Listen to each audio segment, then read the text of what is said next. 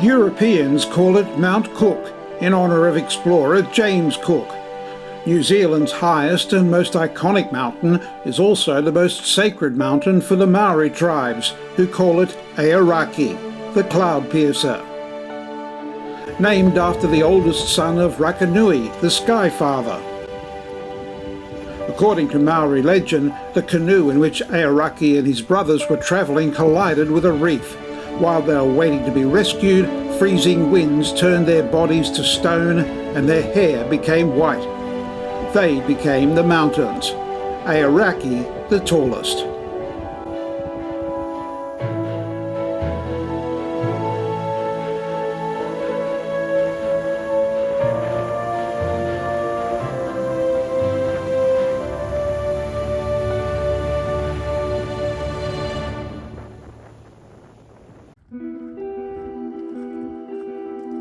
Geologically, New Zealand's Southern Alps were formed about 10 million years ago, when the Pacific and Indo-Australian plates collided along the South Island's west coast, leading to the creation of New Zealand's highest mountain, its longest glacier, the Tasman Glacier, and more recently, Tasman Glacier Lake.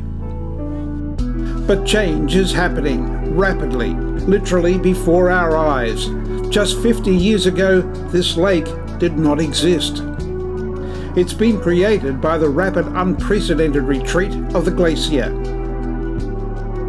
Throughout the 20th century, the Tasman Glacier was a constant length of 28 kilometres, but in the 1990s it began to melt and large chunks of ice began calving or breaking away and floating around in the lake so close you can actually touch them. According to New Zealand's National Institute of Water and Atmospheric Research, it is amongst the clearest signals of climate change. Over the past 30 years, the glacier has retreated 5 kilometres, and Lake Tasman grew commensurately.